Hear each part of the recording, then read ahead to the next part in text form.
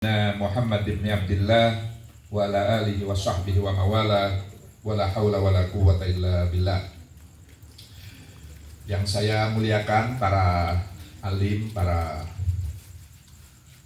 ulama, para masyayikh, para bini sepuh yang hadir dalam kesempatan malam hari ini, wabil khusus pada sahabat saya ini Bapak Kiai Bahrudin, juga Pak Fakih yang membawa acara, memandu acara kita, dan kepada semuanya saja yang saya muliakan, yang saya hormati.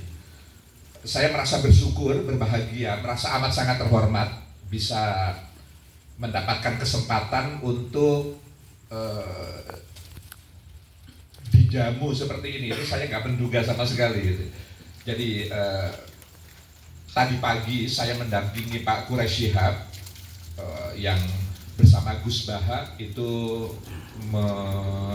menyampaikan pengajian rutin tahunan di UII, di Universitas Islam Indonesia, di kampus Kaliurang gitu. Dan lalu kemudian teman-teman ini, kami sesama alumni di Pondok Gontor itu, lalu kemudian atas prakarsa Pak Kiai Bahrudin ini lalu kemudian kumpul di tempat ini. Jadi saya malah nggak menyangka ada majelis yang mudah-mudahan diberkahi oleh Allah Subhanahu wa Ta'ala ini. Saya sangat terkesan bahwa tadi pengantarnya bahwa ini pondok pesantren Syuhada Al-Mubarak ini baru belum 1 tahun usianya, karena nanti 15 Ramadan akan genap 1 tahun, dan itu menunjukkan betapa tekad semangat kita untuk senantiasa berbagi pengetahuan, berbagi pengalaman kepada sesama. Ini sesuatu yang sangat mengesankan gitu, karena hidup itu memang ini ajaran para leluhur kita, para pendahulu kita, guru-guru kita, para orang tua kita. Hidup itu memang take and give, istilahnya Pak Kiai Bahrudin ini, saling memberi dan saling menerima, take and give gitu. Tidak ada orang hidup itu hanya memberi saja, atau sebaliknya hanya menerima saja. Itu selalu ada keseimbangan, yang memberi, yang menerima gitu. Selalu begitu. Setiap guru itu pada titik yang sama, dia juga seorang murid. Ketika dia mengajar, sebenarnya dia belajar gitu. Sebaliknya, ketika kita belajar, sebenarnya kita juga mengajarkan sesuatu, karena selalu guru itu kan juga ingin mendapatkan umpan balik, respon dari muridnya, apakah paham atau tidak, pertanyaan. Jadi selalu timbal balik. Tapi ajaran Islam itu lebih memuliakan memberi daripada menerima gitu. Memang hidup itu memberi dan menerima, take and give. Tapi tangan di atas itu lebih baik daripada tangan di bawah. Al-yadus sufla ulya khairun min jadi. Ini Ustaz Luqman masih hafal ini kaidah itu. Jadi tangan di atas itu artinya tangan di atas itu kiasan, memberi itu lebih baik daripada menerima. Mengapa begitu? Sederhana saja rumusnya. Karena kalau semua orang menuntut, meminta, hormati saya dong, perhatikan saya, penuhi hak saya, semuanya saya begitu. Semua kita yang berbeda-beda ini semua lebih mengedepankan meminta, menuntut untuk menerima, maka tidak ada satupun yang akan mendapatkan, karena semuanya minta. Siapa yang memberi? Karena nggak ada yang memberi, maka tidak ada satupun yang mendapatkan. Tapi kalau semua di antara kita yang berbeda-beda ini memberi, maka semua kita akan menerima. Itulah kenapa ajaran agama itu lebih memuliakan yang memberi. Nah, saya sungguh terkesan dengan Pondok Asyuhada ini, Syuhada Al Mubarok ini semangat memberi ini luar biasa. Ya pendirinya, ya penggagasnya, ya pengelolanya, ya penggeraknya, ya donaturnya, ya semua kita yang punya kontribusi, yang punya sumbangsi untuk lalu kemudian mampu melahirkan pesantren ini dan terus menjaga, memelihara dan merawat keberlangsungannya. Jadi saya belajar dari pesantren Syuhada ini, gitu. Santrinya tidak banyak, tapi tekad dan semangat untuk berbagi itu yang buat saya sangat mengesankan. Maka marilah kita berdoa bersama, mudah-mudahan Allah Subhanahu wa Ta'ala senantiasa menjaga kita, melindungi dan senantiasa memberikan rahmat dan berkahnya kepada pesantren ini. Amin. Kepada seluruh pengelolanya, para guru-gurunya, para orang-orang yang memberikan dukungan, mudah-mudahan senantiasa mendapatkan keberkahan dari Allah Subhanahu wa Ta'ala. Pak Kiai Bahrudin itu minta saya untuk menyampaikan, saya tanya, saya harus bicara apa? Terserah, bicara apa saja, katanya. Begini, saya ingin menyampaikan dalam kesempatan yang baik ini terkait dengan kondisi umat Islam, karena ini kan semuanya Muslim yang hadir di sini, yang seringkali karena satu dan lain hal kita ini sering berselisih, berbeda pendapat, ya, berselisih paham, bersengketa, berseteru, yang lalu kemudian tidak hanya merugikan diri kita sendiri, tapi juga merugikan orang lain, gitu. Nah, apa sebab kita itu konflik, berselisih, bersengketa? Para ulama mengatakan bahwa tentu masalahnya, faktor penyebabnya banyak yang menyebabkan kita berselisih, bersengketa. Tapi yang pasti, kata mereka, para ahli itu, karena cara kita memaknai dan menyikapi perbedaan.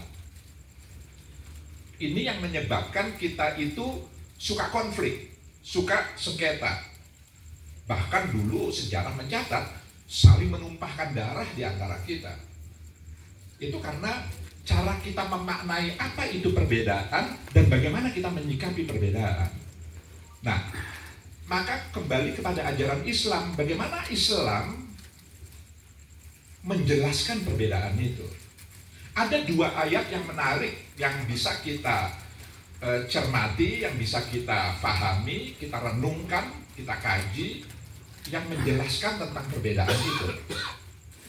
Pertama, ayat yang hampir semua kita hafal, ya.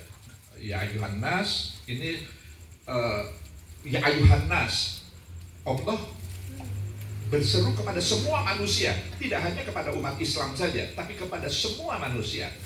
Allah mengatakan, inna khalaqnakum min dzakari wa untha wa ja'alnakum syu'uban wa qabaila lita'arafu. Maksudnya begini, Allah menciptakan dan menjadikan kita berbeda-beda, beragam-ragam, macam-macam ini, itu lita'arafu. Terjemahan harfiahnya itu untuk saling mengenali di antara kita satu dengan yang lain. Jadi memang perbedaan itu sengaja diciptakan, dijadikan Allah agar kita itu saling mengenali, lita'arafu. Dalam tafsir, beberapa tafsir, saling mengenali itu maksudnya adalah saling berkomunikasi, saling berinteraksi, saling melengkapi, saling mengisi, saling memberi, saling membangun kooperasi, bekerja sama, saling bersinergi. Itu makna luas dari saling mengenali itu, lita'arafu. Kenapa kita harus saling mengenali? Karena masing-masing kita manusia itu punya kelemahan, keterbatasan yang luar biasa gitu. Kita saja melihatnya saja kan kita hanya ke samping kiri, ke samping kanan, ke depan, belakang kita nggak bisa lihat. Itu keterbatasan manusia, perspektifnya, sudut pandangnya. Sudut pandang kita saja sangat terbatas. Maka kita memerlukan orang di depan kita untuk tahu siapa, ada apa di belakang saya. Jadi teman saya yang berbeda posisinya dengan saya menghadap ke sana, lalu teman saya yang menghadap ke belakang, itu bukan untuk, jadi perbedaan itu sebenarnya untuk saling melengkapi, saling mengisi di antara kita yang serba kekurangan ini. Lita'arofu itu bahkan sampai membangun sinergi, berkooperasi, membangun kerjasama itu. Jadi ini anugerah, perbedaan itu berkah sebenarnya. Tapi seringkali kita memaknai perbedaan itu sesuatu ancaman. Karena perbedaan itu lalu kemudian dimaknai, difahami sebagai sesuatu yang mengancam rasa aman, yang mengganggu kenyamanan, rasa nyaman. Kok dia berbeda? Kok tetangga saya kok beda etnis ya dengan saya, beda suku ya? Kok teman saya yang di sana itu kok beda iman ya? Kok beda mazhab ya? Nanti kalau sudah sama mazhab, kok beda amaliyah ubudiyah ya? Pokoknya apa saja yang berbeda itu dimaknai sebagai sesuatu yang mengancam karena menimbulkan ketidaknyamanan dan keamanan gitu. Padahal Gusti Allah itu memaknai itu anugerah, itu keberkahan. Nah, ayat yang lain ini waktunya cukup enggak ya? Cukup. Iya, ayat yang lain Allah mengatakan begini. Walau sya'allahu laja'alakum ummatan wahidatan walakin liyabluwakum fima atakum. Maksudnya walau sya'allahu, kalau saja Allah itu mau, laja'alakum, pasti Allah sudah menjadikan kamu semua, kita umat manusia, ummatan wahidatan, umat yang satu, umat yang seragam, umat yang tunggal, yang satu, yang tidak berbeda-beda, yang tidak beragam-ragam. Kalau saja Allah itu mau menjadikan semua manusia di dunia ini muslim semua, kira-kira Allah mampu enggak? Mampu. Masa Gusti Allah dipertanyakan kemampuannya? Gusti Allah itu maha kuasa. Menjadikan semua manusia di dunia yang muslim semua itu ahli sunnah semua misalnya, mampu nggak kira-kira? Mampu pasti. Yang semua muslim, yang semua ahli sunnah wal jamaah gitu. Karena ada ahli sunnah saja tanpa jamaah gitu. Jamaahnya kadang-kadang jamaah, kadang-kadang nggak jamaah. Tapi Allah tidak lakukan itu. Kalau saja Allah itu mau, kita sudah dijadikan seragam. Tapi keseragaman, sesuatu yang seragam itu mati. Kenapa? Karena sesuatu yang seragam, yang lemah, yang punya keterbatasan, yang punya banyak kelemahan, kok seragam? Nggak bisa hidup dia, mati. Zaman akan membuat statis dia. Karena ya sesama yang kurang ini kumpul jadi satu kurang gitu. Jadi maka diciptakan keberagaman. Liyabluwakum fima atakum. Jadi kalau tadi lita'arofu, keberagaman itu, perbedaan itu untuk saling mengisi, saling melengkapi, saling berbagi. Yang di sini untuk ujian. Jadi keberagaman perbedaan ini sebenarnya untuk menguji kita apakah kita naik kelas atau tidak. Naik kelas itu maksudnya kualitas kemanusiaan kita ini meningkat atau tidak. Harkat kita, derajat kita, martabat kita itu kan dari waktu ke waktu kan kita harus meningkat. Kemanusiaan kita, harkat kita, martabat kita, derajat kita di mata Allah dan di mata masyarakat. Kan kita bukan benda mati yang ya dari dulu begitu-begitu saja. Batu itu ya begitu aja dari dulu. Kita kan makhluk hidup yang berkembang gitu kan. Jadi, nah maka cara Allah meningkatkan kualitas kita, kualitas kemanusiaan kita itu dengan memberikan ujian. Jadi ujian, cobaan itu sebenarnya cara Allah memberikan kesempatan kepada kita untuk naik kelas. Karena tidak ada proses naik kelas yang melompat begitu saja. Nggak ada. Semua proses naik kelas itu harus melalui ujian. Bagi yang lulus, naik kelas dia. Tapi kalau dia nggak lulus, ya tetap dia masih tinggal kelas, masih di situ. Nanti suatu saat diuji lagi, apakah naik kelas atau. Jadi perbedaan itu ujian yang Allah berikan kepada kita agar kita berkesempatan, berpeluang untuk naik kelas. Jadi ujian itu ya positif juga pada dasarnya. Karena orang yang tidak pernah dapat ujian, yang nggak pernah dicoba, mendapatkan cobaan, dia selamanya tidak akan pernah naik kelas. Nah, apa bentuk cobaannya itu? Perbedaan. Bagaimana dengan perbedaan kita tetap bisa menjaga kemanusiaan kita, nilai-nilai yang usuli dari ajaran agama. Cara Allah melatih kita hidup bersama perbedaan itu indah sekali. Apa itu? Dengan perkawinan, dengan pernikahan.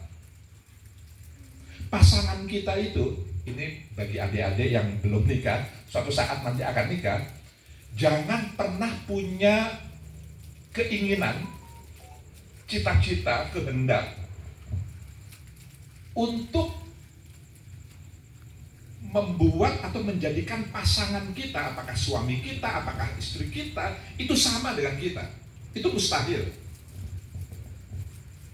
Justru Allah dan dalam Islam, perkawinan itu adalah peristiwa sakral, peristiwa yang suci, yang karena itu akadnya tidak hanya antar dua anak manusia yang berbeda jenis kelamin, tapi akad atas nama Allah kan gitu. Akad itu kan perjanjian, mitsaqun ghali itu apa ya? Oh, ikatan yang kokoh gitu. Mitsaqun ghali itu indah sekali. Kenapa? Karena Allah sebenarnya sedang mengajari kita hidup selamanya 24 jam sehari, 7 hari seminggu, 30 hari sebulan, 12 bulan setahun, seterusnya hidup bersama yang berbeda. Istri kita atau suami kita itu nggak sama dengan kita. Fisiknya saja sudah beda. Ya kalau sama ya perkawinan sejenis nanti jadinya. Maksud saya secara fisik saja sudah berbeda pasangan kita ini. Belum nanti cara berpikirnya, cara dia berpendapat, perasaannya, seleranya, keinginan-keinginannya, aspirasinya, kehendaknya. Wah, macam-macam, beda sekali dengan kita. Selera saja nggak sama. Sama-sama suka minum kopi, yang satu sukanya manis, yang satu sukanya pahit gitu. Sama-sama senang bakso, yang satu sambalnya harus 2 sendok, yang satu nggak suka, macam-macam. Tapi justru perkawinan itu adalah sesuatu yang melatih setiap kita untuk hidup selamanya sampai ajal yang memisahkan kita tentu. Bagaimana menjalani kehidupan dengan perbedaan. Jadi jangan pernah punya obsesi. Apa obsesi itu? Keinginan, ya, kehendak, cita-cita agar misalkan saya punya istri saya harus sama dong seleranya dengan saya. Saya senang warna hitam, istri saya juga harus senang hitam. Saya berpendapat A, istri saya juga harus pendapatnya harus A. Pokoknya istri saya itu harus sama dengan kita. Bukan begitu. Jadi perbedaan itu bukan untuk diseragamkan. Karena kalau saja Allah itu mau, Allah sudah seragamkan kita semua. Tapi perbedaan dalam ajaran Islam untuk disikapi dengan penuh kearifan, lita'arofu tadi itu. Disikapi dengan cara pandang yang positif perbedaan itu. Jadi ibu-ibu kalau suaminya punya pendapat lain, Ya anggap saja pendapat lain itu kekayaan pendapat gitu, cara pandang yang berbeda, tidak harus sama semuanya gitu. Jadi apalagi untuk menyamakannya itu dengan paksaan, apalagi paksaan itu dengan kekerasan, itu KDRT dan seterusnya, itu sesuatu yang justru mengingkari atau menyimpangi inti-inti dari ajaran Islam itu sendiri. Nah, maka cara kita memaknai perbedaan dan menyikapi perbedaan ini menjadi sesuatu yang penting agar perbedaan, keragaman itu bukan faktor yang menjadi penyebab kita berselisih, kita bersengketa, kita konflik, apalagi sampai konflik fisik begitu. Maknai perbedaan itu lita'arofu tadi itu untuk saling memperkaya wawasan kita, memperkaya cara pandang kita semakin luas. Oh, ternyata ada orang berpikir seperti itu ya. Saya pikir pikiran yang saya miliki itu satu-satunya kebenaran yang paling benar. Oh, ternyata ada orang lain berpikir. Terlepas kita setuju atau tidak, tapi itu adalah memperkaya dan seterusnya dan seterusnya. Nah, kalau nggak bisa dimaknai lita'arofu, maknai itu sebagai ujian. Allah sedang menguji kita. Jangan sampai karena perbedaan lalu kemudian kita melakukan ketidakadilan, merendahkan kemanusiaan sesama saudara kita, melakukan kekerasan, melakukan hal-hal yang dilarang oleh agama. Saya pikir ini yang ingin saya sampaikan dalam kesempatan yang baik ini. Sudah bisa ya. Jadi sekali lagi saya merasa bersyukur mendapatkan kehormatan bisa berbagi dengan panjenengan semua, dan saya ingin mengajak kita semua untuk berdoa. Pertama, kita doakan orang-orang guru-guru kita, orang tua kita yang telah mengajari kita sampai kita menjadi seperti sekarang ini.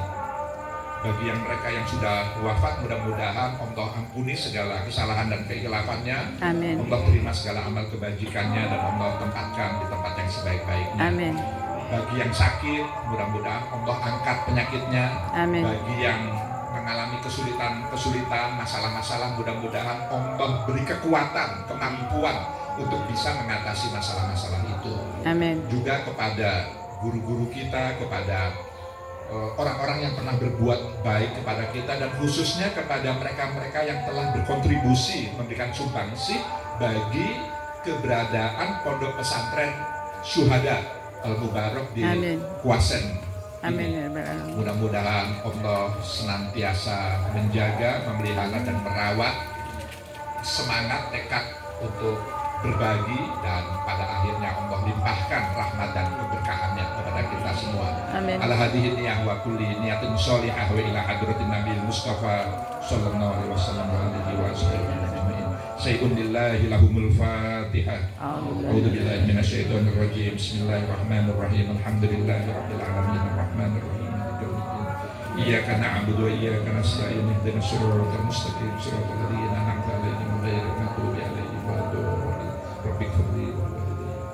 Demikian, mohon maaf, saya akhiri. Wassalamualaikum warahmatullahi wabarakatuh. Waalaikumsalam warahmatullahi wabarakatuh. Diucapkan terima kasih kepada